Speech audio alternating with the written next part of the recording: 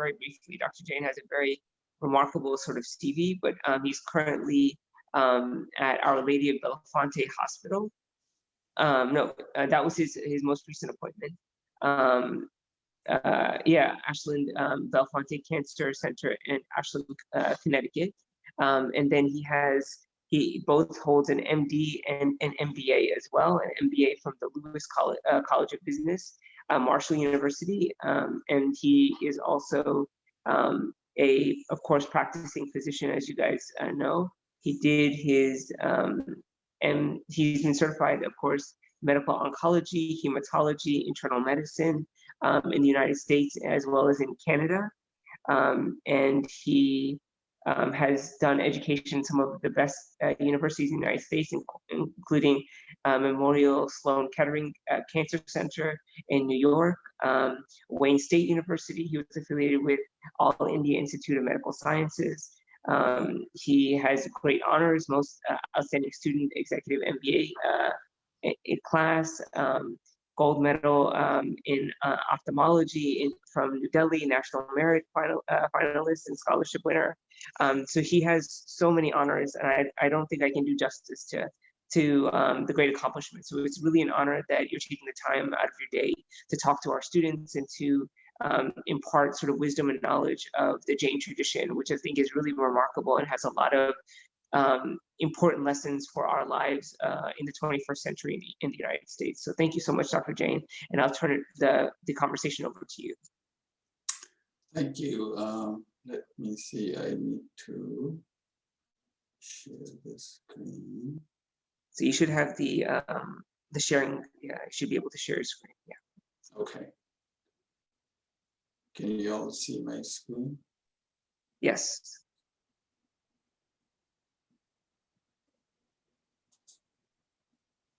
Okay, excellent. Well, good morning to you all, and thank you, Dr. Akhtar, for such a lovely introduction. Good morning, students. It's not very often that I get to teach a class in religious studies.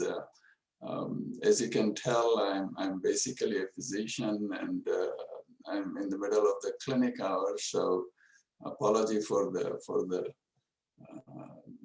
garb I'm wearing, but perhaps you will forgive me.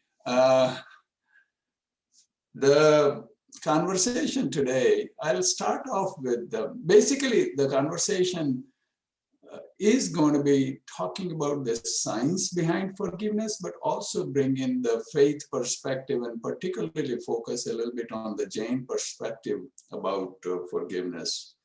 Let's start with a couple of stories. Although there are lots and lots of stories I've come across, I've chosen these two stories which are particularly interesting.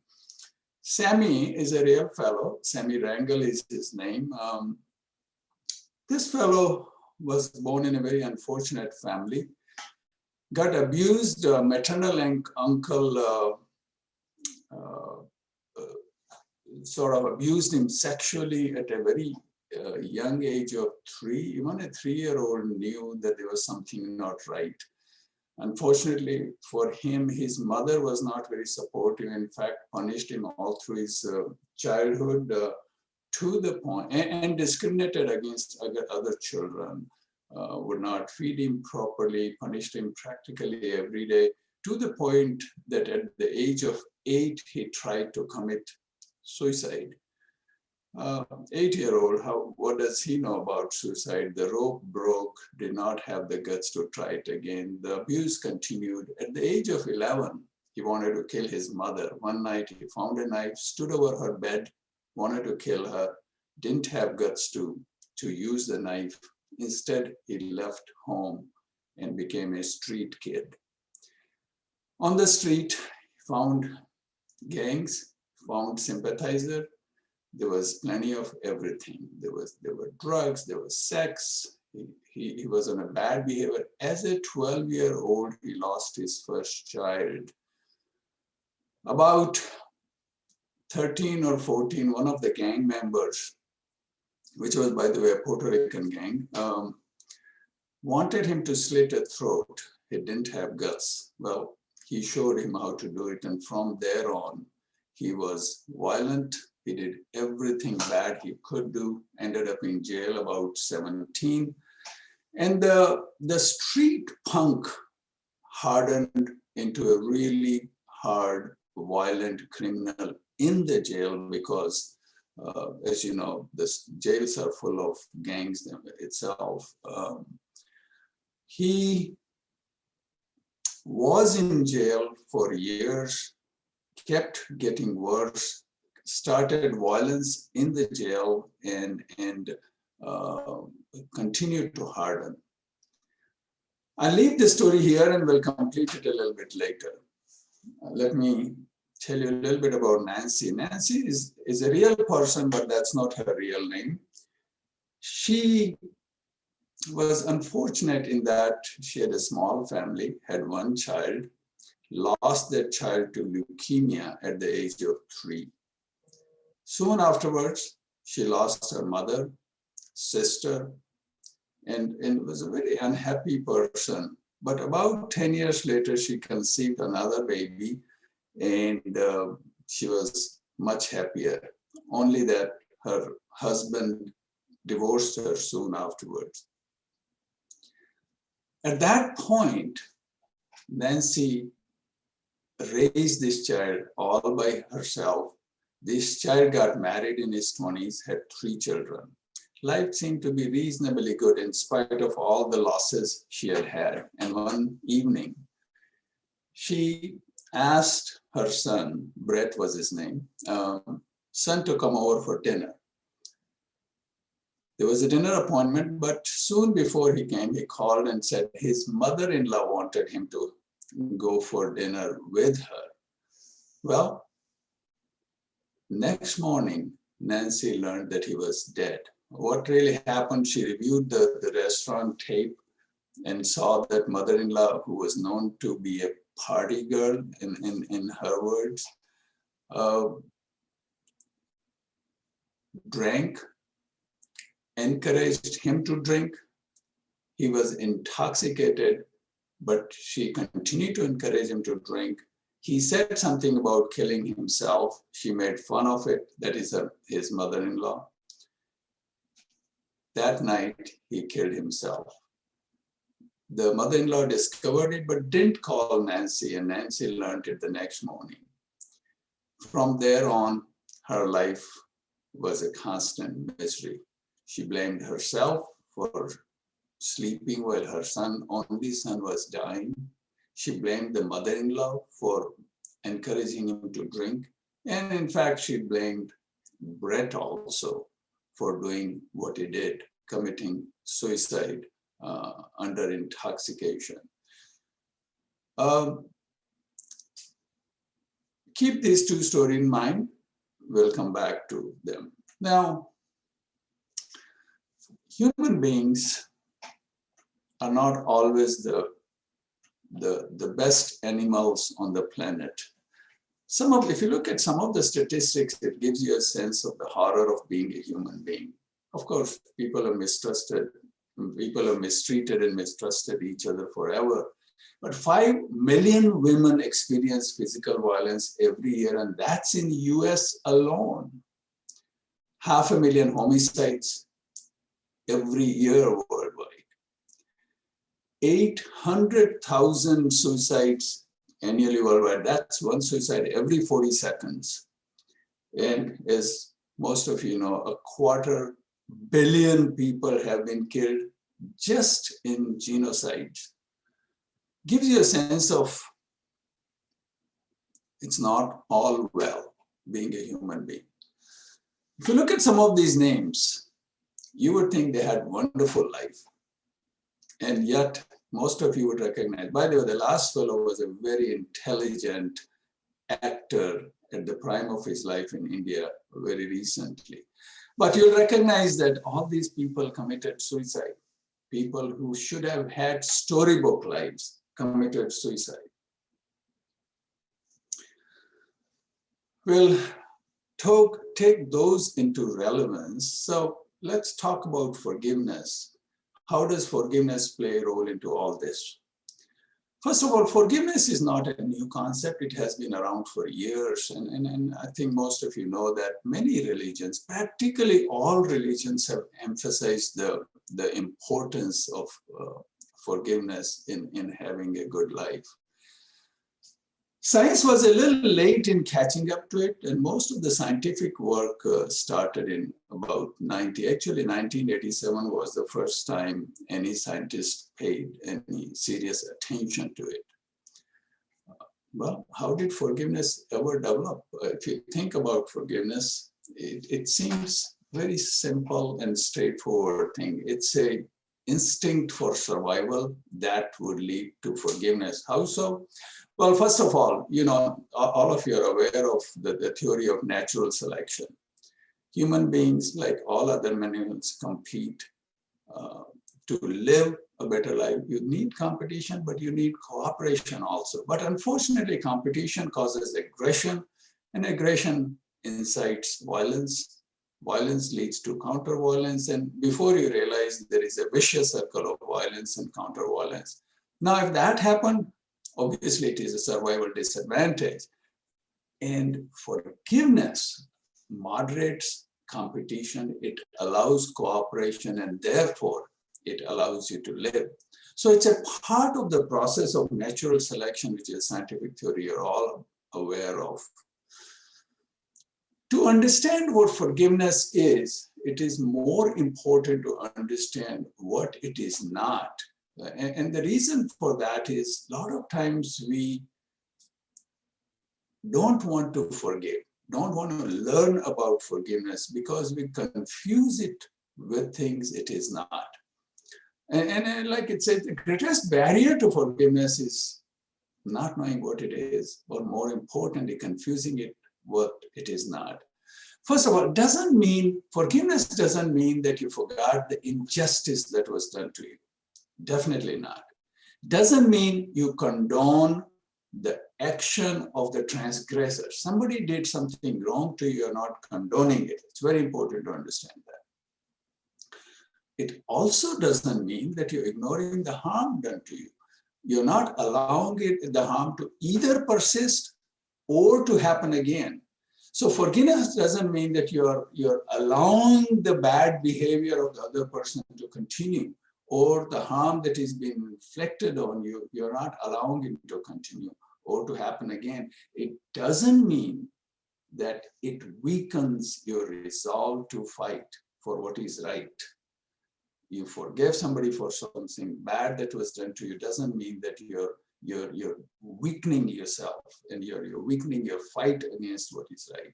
And the examples are, there is Gandhi and King and Mandela, and you all know the stories, but these people forgave the transgressor and yet continue to fight for what was right for humanity. Let's look at some of the religious traditions and see how they saw forgiveness. I think most of you know about Christianity and forgiveness. In Christianity, forgiveness is an act of love towards God. That is, you're expressing your love for God by forgiving somebody who has done you wrong. In the Gospel of Matthew, Christ made it clear that in order to be forgiven by God, humans must forgive others, just like Christ forgave you. Similarly, in Luke 6.37, it's clearly stated, don't judge, don't be judged, don't condemn, and you won't be condemned. Forgive, and you will be forgiven. In Judaism, in Torah, that is their book, because humans have been given free will, they are responsible for their own actions. So there's a great deal of emphasis on what they call teshuvah, or the meaning being repentance. If the sinner repents, God forgives. Very somewhat similar concept, but slightly differently stated as Christianity. In Islam, again, it's in Quran, and says basically that the Quran asks that forgiveness for your sin is provided by Allah if you exalt Allah with praise, but forgiveness must be sought with utter sincerity and complete devotion to God or Allah. Sikhism, another Indian religion, it's considered a gift from God or Vaheguru. Of course, the religious concept in Sikhism is basically they worship a book. They don't worship. There is a teacher, there is a book, and they trust in God. So forgiveness is a gift from Vaheguru. You give forgiveness not because the transgressor deserves it, but because it is in your heart, because it is out of your love, because it is your faith in God that you forgive. Hinduism, a major world religion, it is one of the cardinal virtues of Hinduism. And Gita, the book of Hinduism, the attitude of forgiveness is the culmination of spiritual practice, as it is in most other religions. And by cultivating it, one can cultivate all other virtues that are expected or desirable in human beings.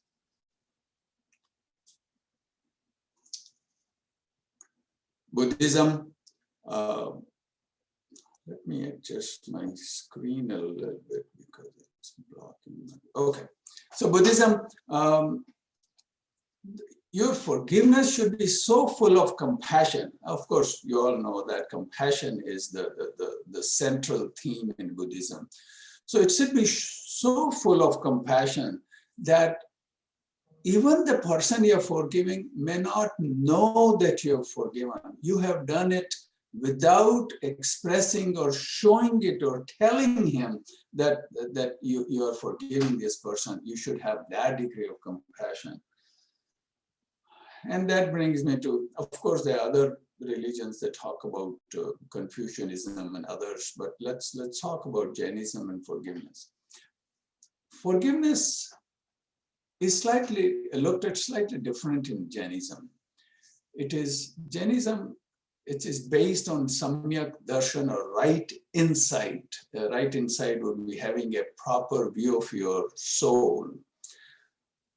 Jainism sees that soul is pure. Everybody has a pure soul. And because of attachments, because of ignorance, the soul becomes temporarily impure. These karmic particles, which are a result of this ignorance and attachment, these are invisible particles that cover the soul and make it impure. And that change that comes about in the pure soul becoming temporarily impure leads to number of false beliefs, passions, ignorance, and many other features like hostility or resentment or need for revenge and so on. And that is what leads to misconduct. In other words, in Jainism, if somebody has done something wrong to you, it was not something done by that person, but it was a result of your own impurity of the soul. It was a result of the karmas that you accumulated, the bad karmas that you accumulated, your own passions and ignorance caused you to have some misconduct either in this life or the previous life. And that led to the karmic layer over the soul. The soul became impure. And the result was the violence that was inflicted on you, or perhaps you inflicted some violence, whether it was physical or mental, on somebody else. Mahavir was the last Tirthankar, or you can say probably the most important teacher of Jainism, about 2,600 years ago, just 50 years before Buddha. he stated very clearly that you should forgive your own soul first, because the problem is the impurity of the soul, or the temporary impurity of the soul caused by the karmic layers, not the other person who has done something wrong to you. Forgiving the other person who did something wrong to you is simply a practical application of this concept, whereby the original problem was the impurity that was caused to your soul. So, according to Jain concept of forgiveness, forgiver is not a victim. He or she is the person who has vivek, or has the ability to discern, to understand where the problem lies. The forgiver is not ignorant or subject to distortion of reality or consciousness, or subject to passions of anger or ego. And when that happens, you can forgive easily. In other words, when you can get rid of the kashaya or mithya, or have the vivek, in other words, again, if you can get rid of that anger and ego and other passions, and understand clearly, if you can see clearly, devoid of distorted vision, and you develop that strength to forgive the transgressor. Which is why in Jainism it is said, Kshama virasya bhushanam, or it is said that the ornament of the brave is forgiveness. It doesn't come to the weak person, it only comes to the brave to be able to forgive others. And this concept, one thing Jainism has done is taken the concept of forgiveness to a much higher level, whereby you forgive not just a person who has been a transgressor, a person who has hurt you, but you forgive all other living beings in this universe for any wrong you may have done, knowingly, unknowingly, in physically or in thought or in behavior. If you might have transgressed somebody and you forgive them and seek their forgiveness also, you do that every day. There's a concept called pratikaman, whereby every single day you sort of do looking inside your soul, and as a part of that, you forgive all living beings and seek forgiveness from all living beings. One other thing Jainism has done slightly differently is designated a day once a year. There's an annual celebration of faith called Paryushan, which is an 8-day event every year. And the 8th day, the day after you're fasted, is the day you routinely forgive everybody that might have done something wrong to you, and seek their forgiveness for something you may have done, whether consciously or unconsciously. And that day is called Kshama Yachna Divas, or simply meaning forgiveness day. So designating a day of the year for common man is an important event, because that day every Jain seeks forgiveness from others and tries to forgive others. Seeking forgiveness is much easier. Forgiving others is much harder, but at least this faith has taken a step beyond many others. So coming back to what is forgiveness? Of course, forgiveness has a triad. You forgive others, you seek forgiveness from others, and importantly, something we don't realize sometimes is forgiving yourself. Forgiving yourself may be a difficult concept to understand, but what it does do is it enables to separate you from the mistakes you made.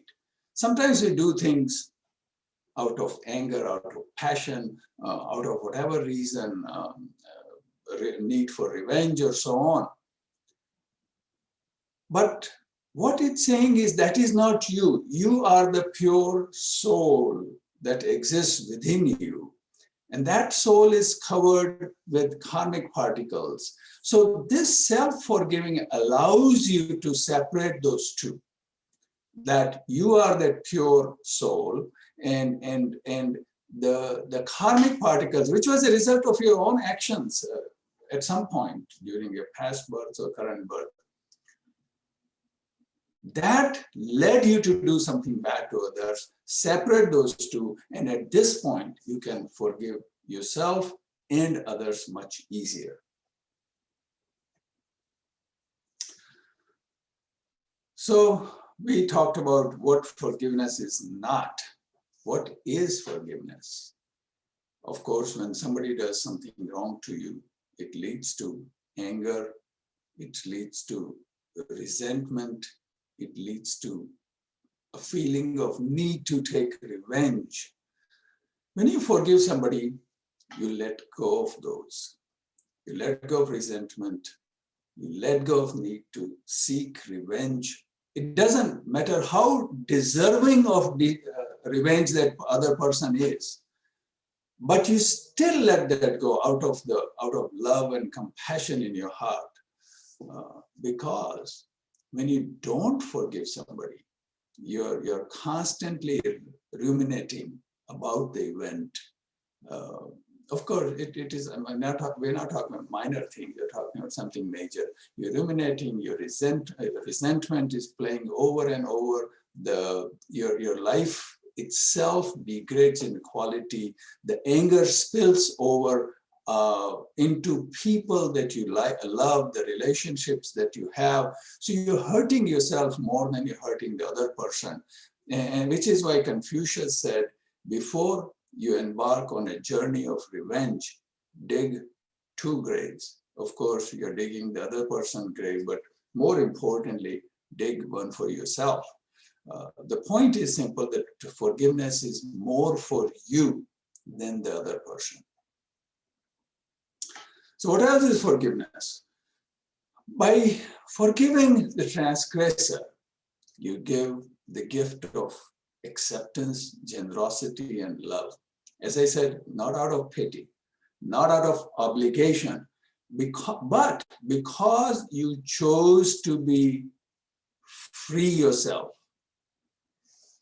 That freedom from that constant feeling of resentment or ruminating that event over and over and creating anger and anxiety and so on inside you, it allows you to move on in life, move on without pain, without anger, without hurt, without contempt, without resentment, or without the need to seek revenge. And it has a lot of other benefits. We'll come to that in a minute. Once again, it repeats in the same point, but it is important to learn that when you forgive somebody, you're letting go of the past that created the pain in the first place. It allows you to live in the present and experience the beauty of life in this moment. It allows you to move on in the life and have a better future. It allows your soul, you, to be healed. Yeah, sometimes when we can't understand the concept fully, it sounds illogical, it sounds paradoxical, but the truth is it works. I wanted to add that as scientific community has learned the importance of forgiveness, so much has happened in the last few years to the point that several forgiveness days have been designated, including one, I think it's around July 7th of the year, by World Forgiveness Alliance that has been created.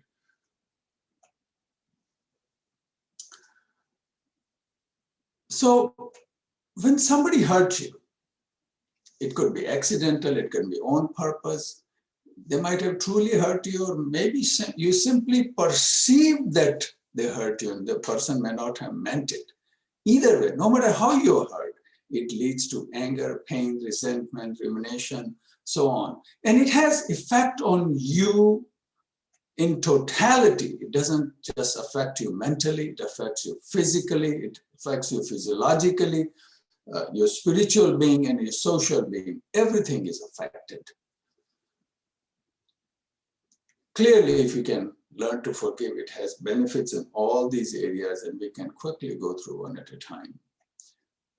Physical benefits, it has been studied in the last 30 years. We've learned that the autonomic nervous system, which is the one which regulates your blood pressure, your heart rate, your anxiety level, the autonomic nervous system does better.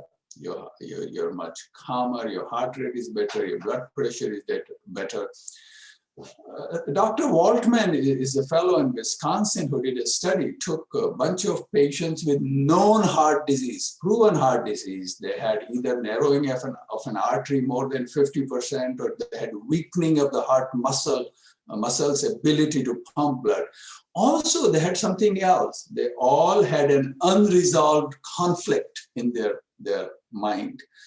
And they studied these people and found that every time they recalled that conflict, many of them would have chest pain or some change in cardiac function objectively. They divided them in two groups, and one group was treated traditionally and the other group was put through forgiveness therapy.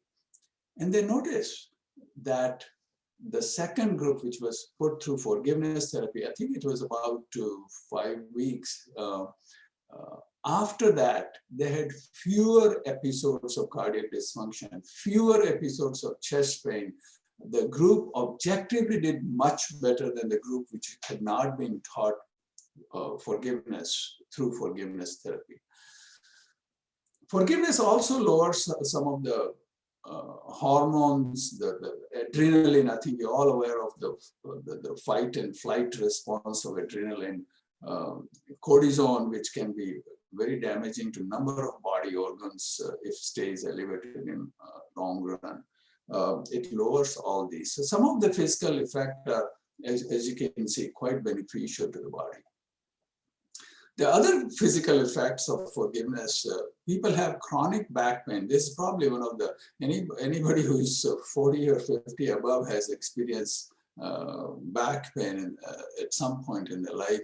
And many people, it's probably one of the commonest chronic symptoms you have is back pain. Somehow God just didn't design the back very well.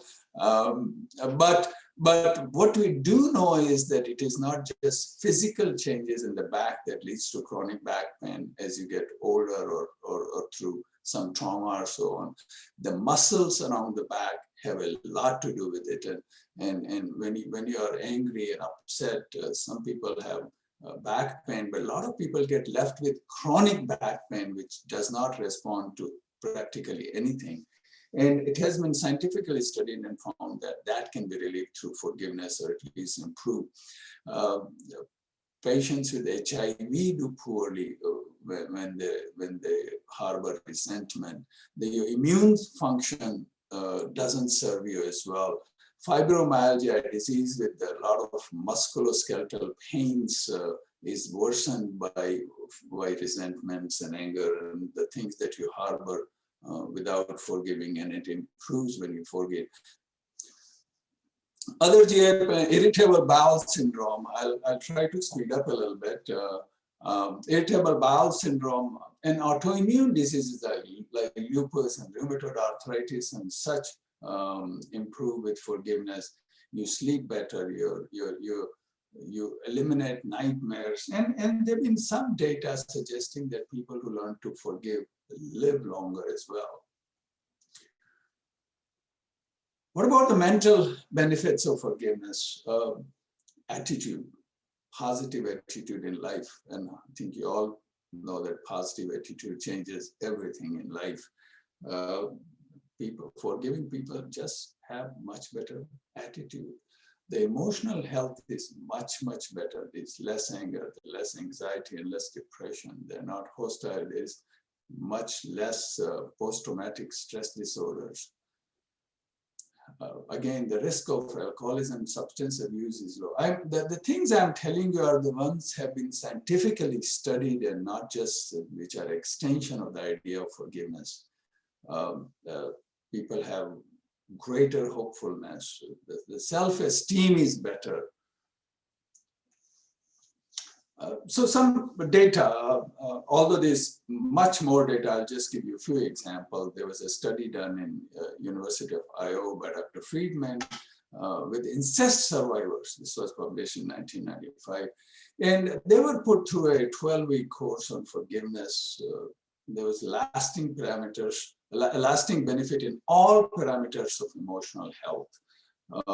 There was another study, very interesting. High trait anger are adolescents who, they're low trait anger and high trait anger. Low trait anger, adolescents tend to be relatively calm. They don't get provoked easy. While the high trait anger, adolescents get provoked at the least bit of provocation, or sometimes even without that, they have more anger. Their overall behavior is disruptive. Their academics performance is poor. They don't adjust well socially, and so the academicians and teachers generally struggle with these kids. They don't know what to do with them. And there was a study in which that was conducted in Wisconsin first, where they took two groups. One group was subjected to, well, actually there were three groups. One was a group where they didn't have any intervention, second group that used traditional psychological intervention, and third group was put through forgiveness therapy. And they discovered that the group which was put through forgiveness therapy did much better. These kids adjusted, their behavior with colleagues was better, their academic performance had improved, their anger, they learned to deal with anger much better, and so on. Similar, not exactly the same, but similar studies. These are called randomized studies, where you have a control group and an intervention group. Similar studies were replicated in South Korea in 2013, in Belfast in 2007, with very similar outcomes. Other mental benefits, suicide survivor. Suicide is a terrible thing. The person who killed himself or herself is gone, but he or she leaves behind family and friends who have to deal with so much. They have to deal with guilt, anger, they get blamed, they blame themselves. There is social stigma attached to it, there's shame attached to it. And it has been seen that even after you discount the familial increased incidence in suicide, even after discounting that, there is nearly 5 to 10-fold incidence of suicide in the survivors of suicide. In other words, the family and close friends have much higher incidence of suicide if they have experienced suicide in their family.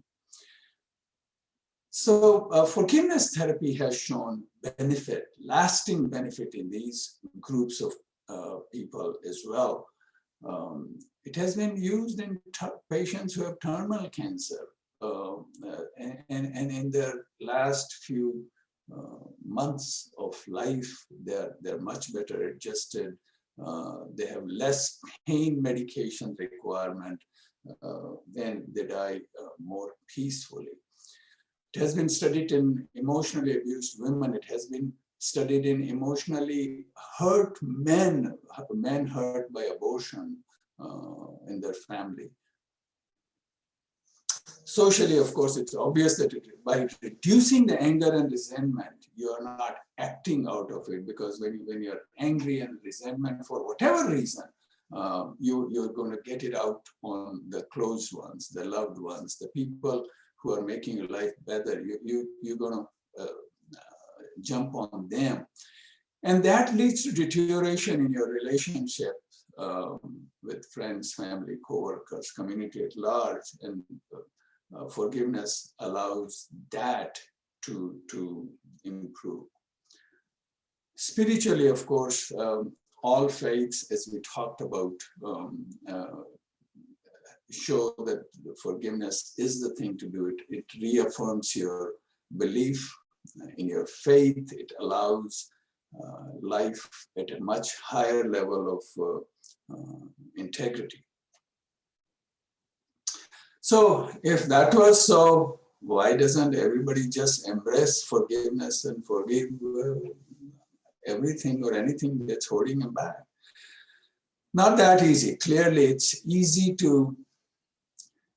easier to seek forgiveness, but much harder to forgive others. Sometimes you don't forgive because you want an apology. We're waiting for that, which is not coming through. And at that point, we don't feel like we want to forgive. Or maybe it's our ego that comes in the way. Or you're worried about the things we said forgiveness is not. That is, you might be worried about trauma happening again. Or you might be worried that if you forgive that person, you look bad to others. Or the inner pain that you have is keeping you from forgiving the others. But forgiveness is a skill.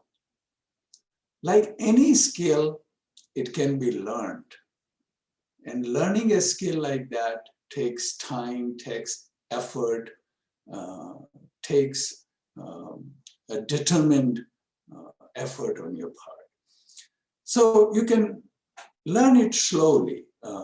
First, about learning about forgiveness as to why must one learn to forgive, why it matters. Step 2, you develop a forgiveness fitness plan. No, not very different than the fitness plan many of you might have, whereby you exercise regularly, you do cardio, you do strengthening exercises, balancing exercises, what have you. Very similar to that. Learn that every human being is unique. Practice small ways of love and compassion. You know, you all have heard of stories about helping somebody cross the street, or just an act of compassion for no reason. Maybe one a day, make it a point to help others for no reason, at least once a day. Don't let the pride and power play into the background. Again, not easier said than done, but it can be learned slowly. And addressing your inner pain that has been caused by the transgression is also equally important. Practice empathy. Sometimes people get confused between sympathy and empathy. Empathy is feeling the pain you are having. That's empathy, and not simply saying something verbally to comfort you, which would be sympathy. So practicing empathy and finding meaning in your suffering. Sometimes we suffer from the transgression that has been caused to us, the pain that has been inflicted on us. You don't want that to be wasted. Finding meaning that, and if any of you have not read this little book by Viktor Frankl, he was a survivor of the concentration camp. He was I believe, Austrian psychologist, and he went to the concentration camp, and through the effort of survival, what he did, whatever had to be done to survive that, then he tried to find meaning in life. What was all that about? What was it for? And he wrote a book about it. It's not a very big book. I would encourage those of you who haven't read it. So finding that meaning in your suffering is important, like Viktor Frankl did. Calling on your inner strengths when forgiveness is very hard, the inner strengths of compassion, your inner strength of capacity to love, And we talked about forgiving yourself. That's very essential. Sometimes all of it starts with that. Come on, let's come back to the two stories we started out with. Sammy Rangel, real name, as I said, is the fellow who was a hardened criminal. But what happened was one day, he was violent in the jail also, and he was kept in self-isolation. Some of the violent criminals are kept in an isolated cell, and there were months he would be in that cell and won't even have anybody to talk to. One day, a fellow by the name of George came to the jail, and he asked that Sammy be brought over to him. Well, he was put in shackles and chains and taken over to him. This guy was about half the size of Sammy, a tiny little guy, and he told the guards to unshackle him. First of all, Sammy couldn't believe, was this guy mad that he was asking to unshackle, but did it all the same. And after that, he asked Sammy to tell his story, his life story, and he listened to it intently. And then he told Sammy, I want you to get out of this place. I would help you with that. And Sammy wondered what this guy was up to. Was he a bit crazy or what? But all the same, for the first time, he wondered if he could get out of this chain. Well, it wasn't very long that Sammy was involved in another violent act in the jail.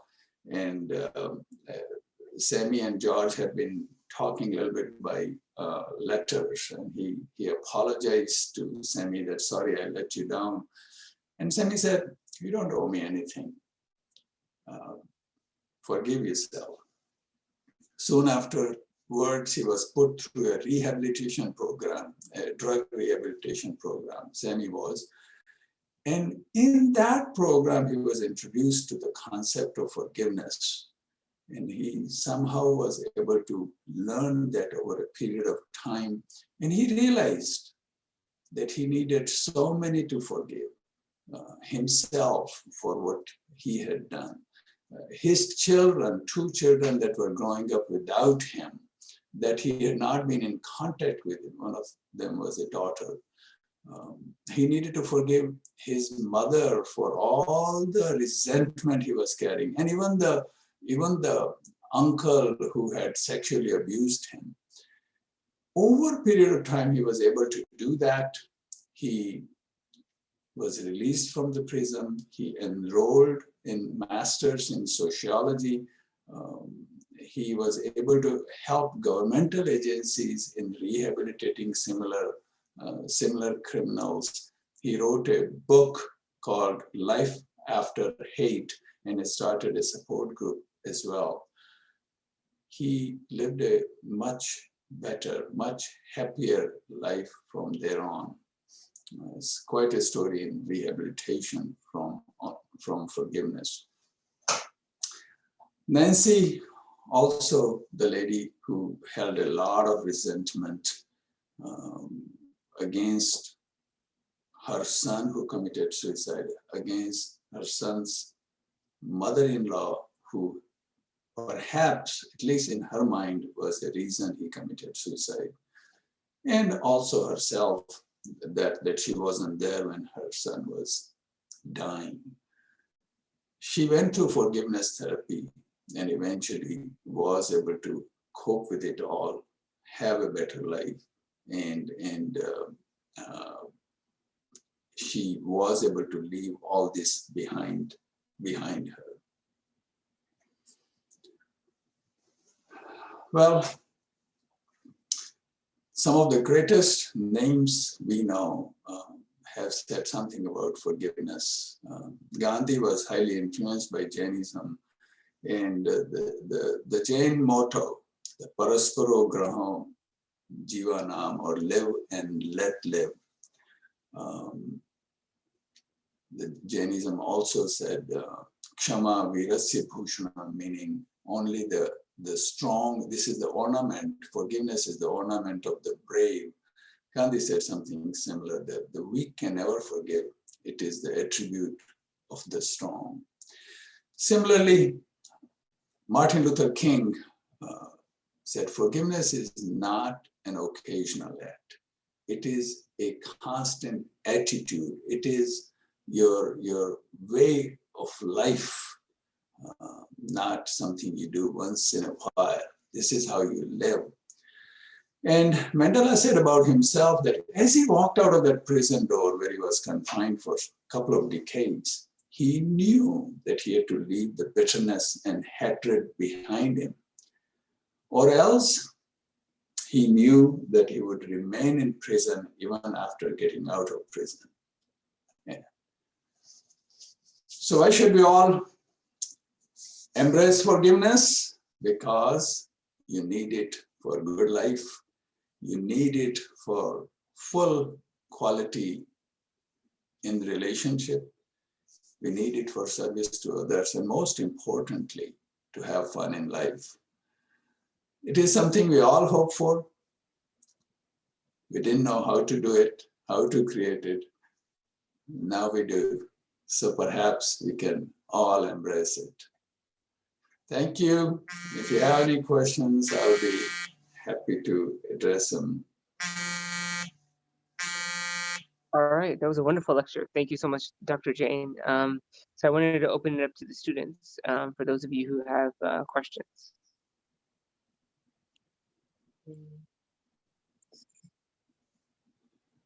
So sometimes they put in chats. I don't have any questions. I just wanted to say thank you. That was a really awesome lecture. Thank you so much.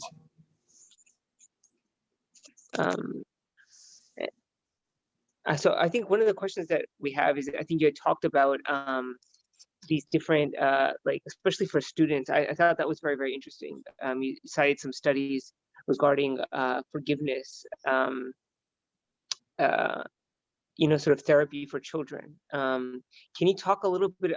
I know you've sort of talked about it, and perhaps later on you can send us some resources, but can you give us an idea of what teaching forgiveness to children sort of looks like, or kind of what are some of the things that this sort of forgiveness therapy entails, like at a practical level? What do you do or say to people to help them to get to that point of forgiveness?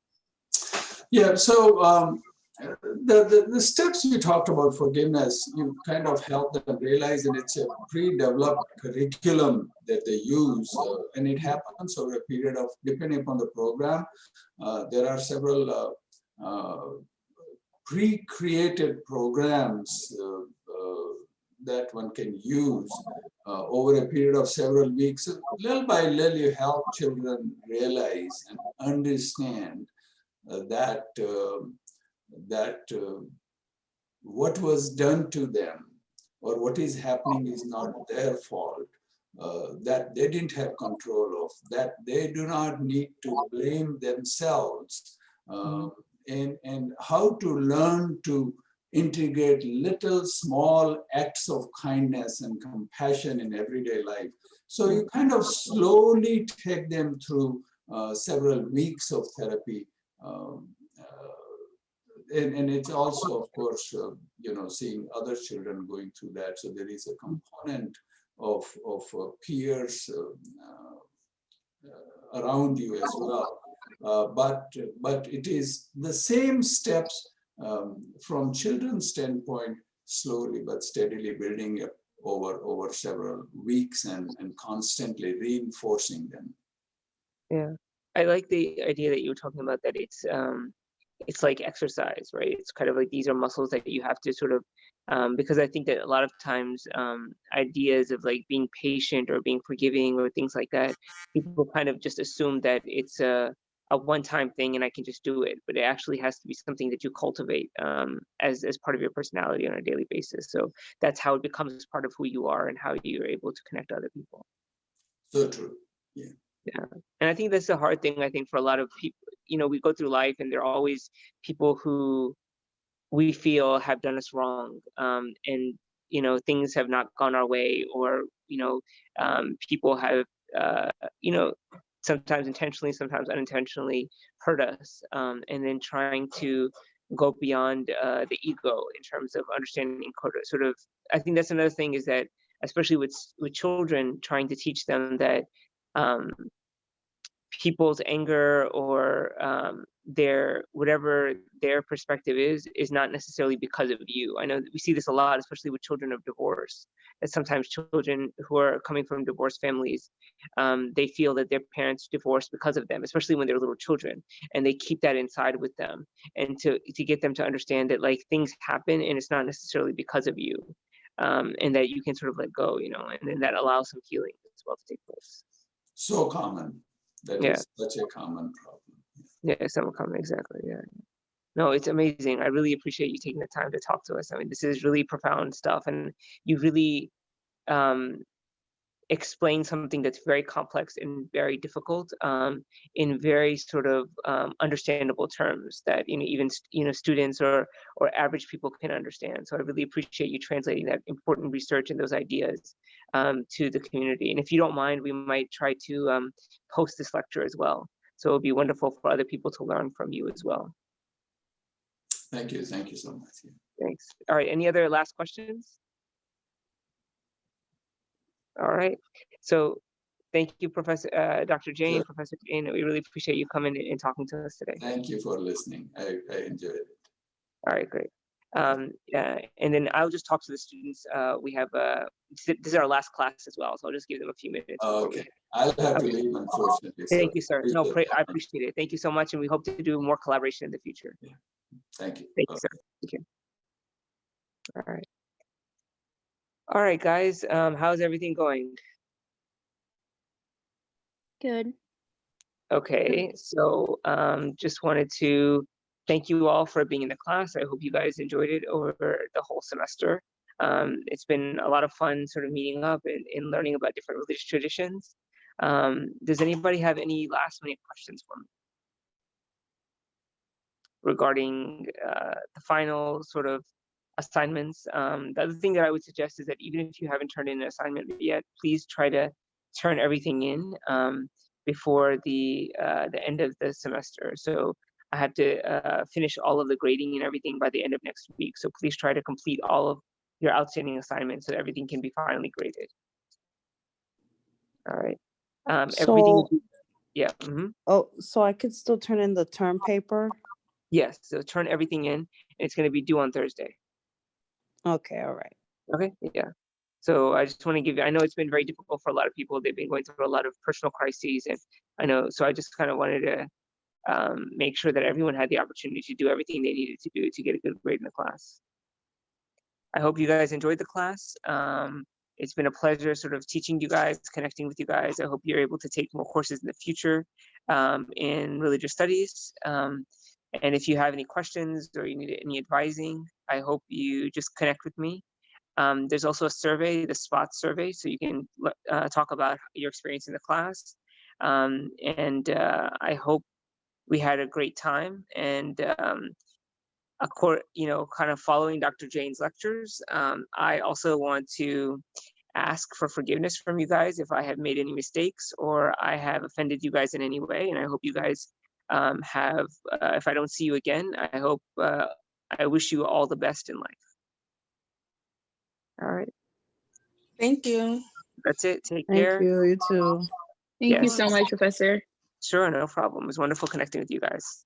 Hopefully one day after coronavirus, we'll all get a chance to hang out together. All right. Yeah, everything should be just submitted by Thursday, please. Yeah. All right. Take care. Be well. Be safe. I think there's a question in the chat about the final that Kaya asked. Oh. Yeah, so everything needs to be completed by Thursday of next week. Okay, but we don't have to like do our final on a certain day. Just No. Just upload everything to this. That's it. Yeah. okay, perfect. Thank you. All right. Is there anything we should know about how to study for the final? No, I mean, if you guys have been doing pretty well on the quizzes, just go through the book and then just go through the at the end there should be like some questions and just kind of try to answer the questions on your own, and that should be it. Yeah. Okay, thank you. Yeah, sure, no problem. All right, any other questions? All right, have a happy holidays. Take care, guys. Bye.